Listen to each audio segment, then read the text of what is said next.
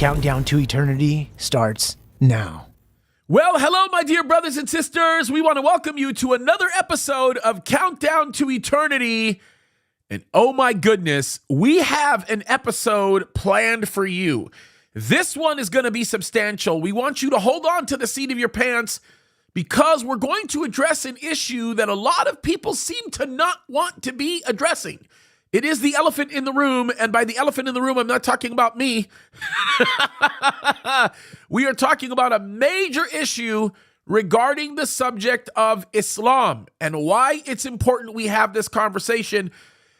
If Israel is facing what it's facing right now, we are not immune from where it goes. And I think it's important for us to have that conversation. Before we do that, I am here with Monkey. Monkey, how are you, my dear brother?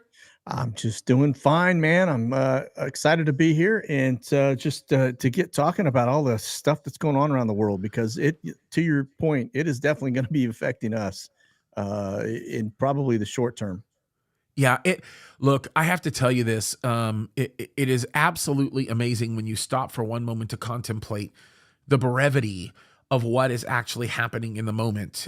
We have witnessed something that we have never seen since the Holocaust in what happened with Israel and the savage, most barbaristic, animalistic behavior in taking the lives of innocent people who did not deserve to lose their lives, to be kidnapped, mistreated, all the other things that are going on. And what has followed that has been an ocean of propagandist nightmares. And perhaps one of the greatest concerns that has erected from all of this is a series of statements that I continue to hear that deeply disturb me, Monkey. And they all sound something like this. Well, I'm sad by what's happened in Israel. And of course, I'm bothered by it. But thank God we live in the United States of America, because in one way or another, we're kind of immune from it all. I just say this. Nothing could be further from the truth, especially when you consider the Bible prophecy aspect, which very clearly denotes the fact that the United States of America is not mentioned, which means we become inconsequential, and how that happens is kind of scary. It really is. There's this term that is called stealth jihad, right? And that is the fact that people, and that's what a lot of folks don't realize here, domestically or abroad, even in other countries like France or Germany or anywhere else, they're not immune to it either. And what's happened is you've had these massive migrant pushes where you've taken people from outside of their areas, such as Afghanistan, Syria, Yemen, all these different places in the Middle East, and you've forced them out of their country into everyone else's countries. And what comes with that is this takeover that is stealthy, because they come in numbers, they have large birth rates, okay, and then they start to get involved in the community to the point where they take over local city councilman slots, they take over school board slots, they take over, as you see it here in the United States, they become congressmen or something of an elected official. And then they start to change the laws. They change them in their communities, and they start to bring in that stuff that we hear of called Sharia law and implement it, because they are in total control of these smaller cities. And then they just grow it on a bigger scale. And before you know it, they have taken over without firing one shot. But I do also think, to your point, what we saw going on in Israel, the atrocities, it's not far off before it starts happening here on our own soil. Yeah, and I think this is very important. When you talk about stealth jihad, it's another way of saying spiritual warfare on a lot of levels, and I think that is so accurate. Let me read something to you from the Quran. It says this. This is in 860 of the Quran. It says, and this is the English translation, it says, "Make ready for them all that you can of force and of war horses, so that by them you may strike terror in the enemy of Allah and in your enemy." And on that note, you think if if it's not happening here, then it's really not going to affect us. Let me read this headline to you. This is from Texas, bro. This is your neck of the woods. Yeah. Islamic scholar praises Gazans for having thrown horror in the hearts of Israelis based on this passage in the Quran. This is what he says. It's unbelievable. This is his quote. He says, "Every true Muslim would love to die as a martyr like the people in Gaza. Gazans have not been defeated. They put horror into the hearts of the enemy." These are his exact words. He's saying it in Arabic. I heard him use those words in Arabic. It's unbelievable. And that, by the way, that's just one headline. There are so many other headlines going on, and it's all over the world, in the Netherlands, all kinds of things that are happening. It's unbelievable. Yeah. Well, when you hear people that are being interviewed that are from the communities there in the Middle East, stop and say, let me say this in English so that everyone that can hear it understands me. And then he starts to talk about the fact that this whole movement, this whole jihad, this whole Islamic faith isn't going anywhere, and that these guys are on a mission, and he basically, he didn't say those exact words. I'm not quoting exactly what he said, but it was the gist of what he said. But the fact that he stopped talking in Arabic and said it in English was so that we that don't speak Arabic know exactly. So there is no lost in translation thing. And that's something that we have to pay close attention to, because as you start to look at all of these cities around the world, you look at the March for Palestine, you start watching the numbers that are coming out, it's getting very large. And what the problem we have here in the United States is the fact that we have brought so many in. And just to give you an example, Afghanistan, right? We were taking people on C-17s into our country. When we left Afghanistan, we brought 120,000 of them into our country. Many of them were not vetted. We just brought them in because they wanted to get out of their country. We gave them a free pass, and now they're here. And we continue to bring 2,000 a month in. And then you take the southern border, where God knows how many are coming across, but they're just basically flooding our southern borders. They're coming in droves, and they're all fighting age males. That right there ought to tell you all you need to know. But yeah, this is a big problem here in the United States, not just in Israel. Monkey, you mentioned this guy. I'm going to play this video for you because it's worth our audience listening to.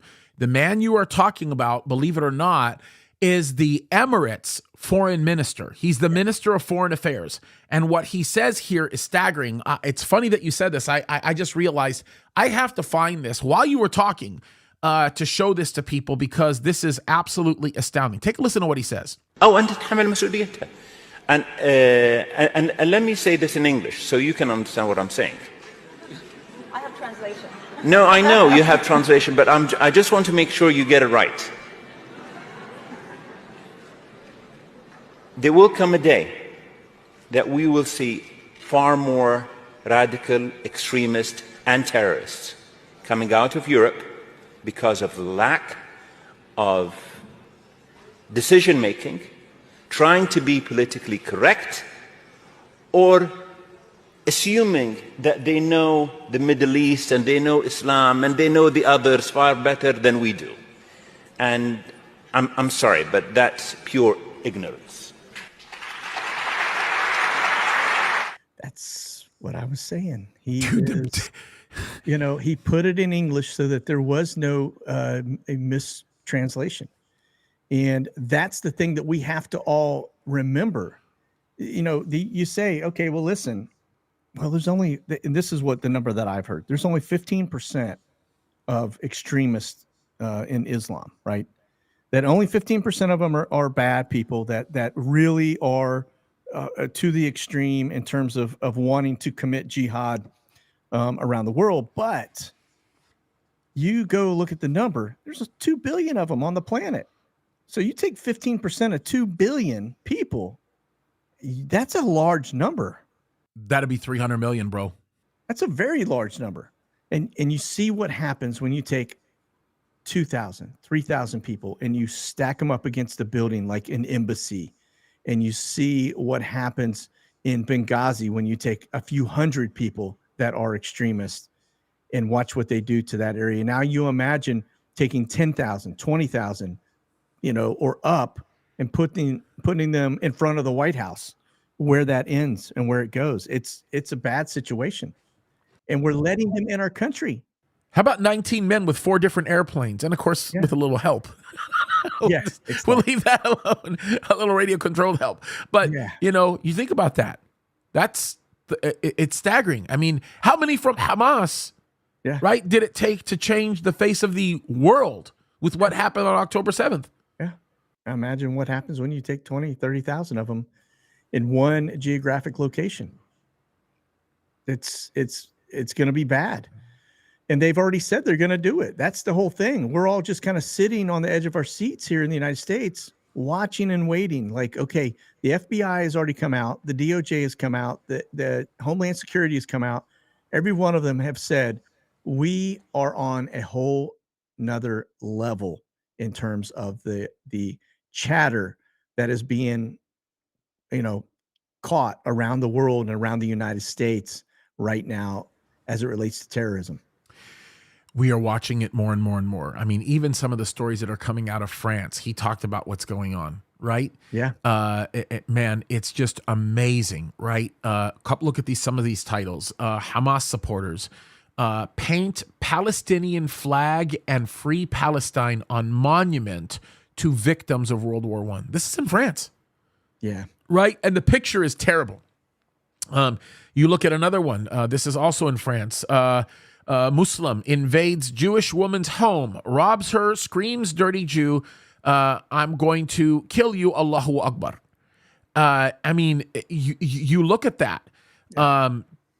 This is another one. I don't know if you saw this, but there was camera footage of a mother who was watching news covering problems that were going on in Gaza, a Palestinian woman who freaked out because she saw a video showing up in the media of what looked like her son injured and possibly on his way to death.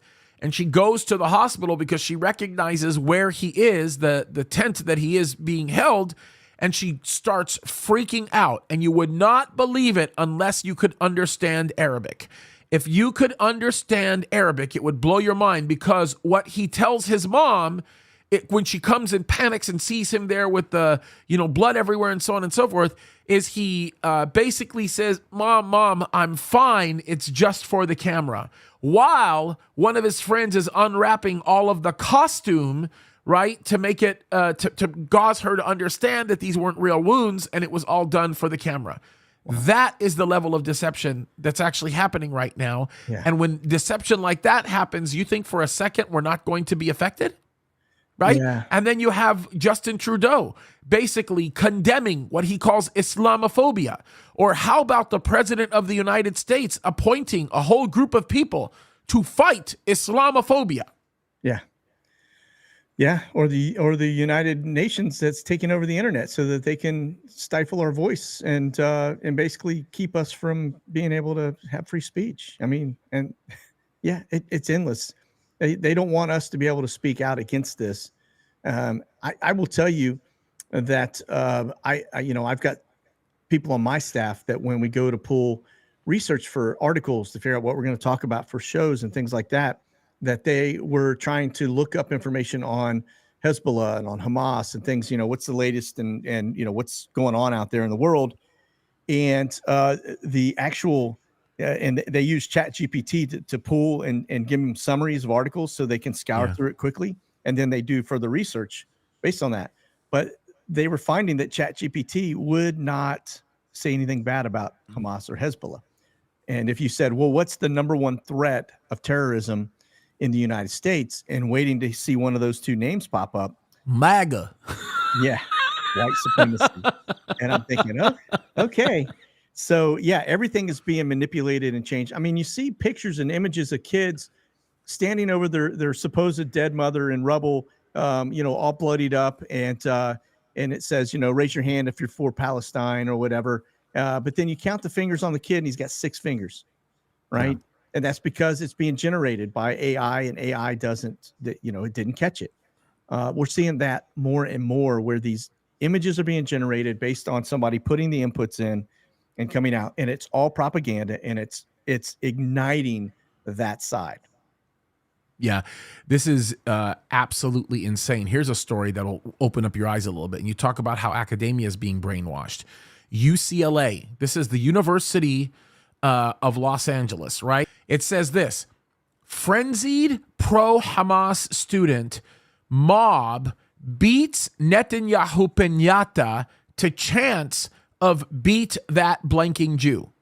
So they have a piñata that is of Netanyahu. Yeah. And they're beating the piñata, which gives you candy once you completely destroy it, right? Yeah. While yelling out, beat that blanking Jew, or beat that blanking Jew. And it's not going to affect us here? Oh, no. It's not going to affect us? Hey, listen, if you go look at England 20 years ago, and most don't understand this unless they've either been to England, spent some time in England, or they're British. The Brits lost the majority in their own country 20 years ago. And that is because of their immigrant policy, right? Immigration policy. So that's 20 years ago. Now, read a headline that was over on jihadwatch.org, and it says, the pro-Palestinian Million Man March in London, billed as a Million Man March by its pro-Hamas organizers in London, in the endless, then a third of those predicted to participate showed up.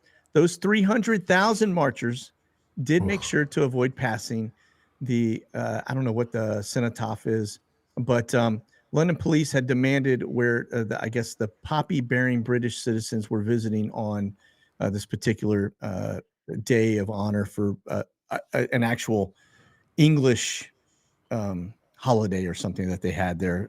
But so they said they were going to have a Million Man March, but still 300,000 showed up. 300,000. Let that sink in. And how many do you think? Brit's a tiny little country. It's not. It's massive. Giant. I think it's the size of the state of Georgia or something. It's not gigantic by any means. Oh yeah. Right. Yeah. Bro, this is crazy. I mean, United Kingdom alone is filled with all kinds of problems. Yeah. We saw this story of this pro-Hamas demonstrator in London who's videotaped, and as they're doing this showed up on Rebel News. He makes this statement. He says, Hitler knew how to deal with these people, referring to the Jews. Yeah. I mean, huh? Yeah. When is rhetoric like that ever acceptable? When is rhetoric like that ever acceptable? Or these Hamas leaders that are basically saying in essence, what we did was completely justified and we would do it again. Not just October 7th, but October 10th and 15th and 17th and, so on and so forth. Or how about young Muslims in Germany that are talking about doing terrible things to Jews that involve their mutilation before they die, basically. I can't even repeat it. It's so terrible. But what they're saying they want to do is they want to do it first to the Jews, then to gay people, and then finally Christians. Yeah. Oh, yeah. No, we're definitely on the list. And that's why, and many here in the United States are soft targets, right? So we go to places that are not protected. There's no, in fact, we make it easy on them, and we go into these safe zones and gun-free zones and things like that. Well, they show up with guns, and now we got no way to defend ourselves. So, but you're absolutely right. I mean, even India, right? You'd think, what's going on in India? India, the Islamic State jihadists planned massacres of non-Muslims and to force the country to accept Sharia. That was today. That's today's headline. So it's absolutely incredible all the way around the world. But here in the United States, I'm telling you, we are very, very susceptible to all of this.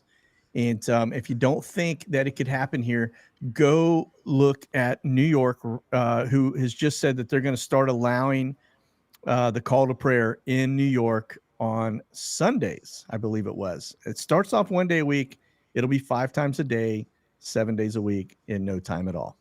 Monkey, they're already doing it in Culver City here on the West Coast. Wow. Biggest mosque on the West Coast. You wake up early in the morning and you listen, you'll hear the call of prayer in the streets. Ilallah illallah Muhammad Rasulullah. And before they even say that, they say salatu khayran min an-nawm, meaning it's better to pray than to sleep. Allahu Akbar wa Muhammad Rasulullah.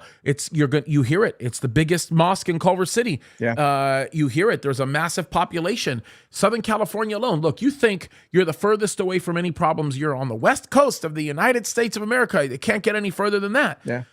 You just pointed it out, Monkey. You just were telling me, what are you seeing on the West Coast right now? You're looking at the flight logs and you're looking at all the maps and the ADSB database. What are you seeing? Yeah, no, very, very active down in Southern California, just off the waterline there near San Diego. There's probably a dozen H-60 Blackhawks up right now out over the water, as well as a E-3 Sentry that's airborne over the top of them. Which, if you know about the AWACS, it's not just for handling air traffic control, because it can do that, but it's an advanced warning system, and it's looking for things like rockets and missiles and all kinds of different stuff. So, but yeah, to your point though, you go to Augsburg, Germany, little small town, lots and lots of Catholic churches, and on Sundays you go walking through Augsburg, and all you hear is the call to prayer. So it's everywhere. It's all around the world, and it is definitely a real threat. So I think we have to wrap this up with something that we know is positive and true, because like if we keep focusing on this, I mean, it can be not just depressing, but it could just be outright angering on many levels. Yeah. But I think there's two things to point out here that are really critical, right? Number one, God wins, because we know what happens at the end. Yep. And we know that God will defeat his enemies, the enemies of Israel. He'll defeat the enemies of Christianity and all that is good. We know that. Yes. Because God is faithful, and the enemy, as faithful as he is to destroy lives, will not be able to successfully do that. So we find lots of peace and encouragement in that. I think the second thing that we know, that we have to know, is that we are living in the most extraordinary time to be alive as Christians. Mm-hmm. And in these last days, more than ever, we are called by God to fight like we've never fought before for the things of righteousness, right? That we need to stand up, that we need to tell the truth, that we need to distribute material that's going to educate people.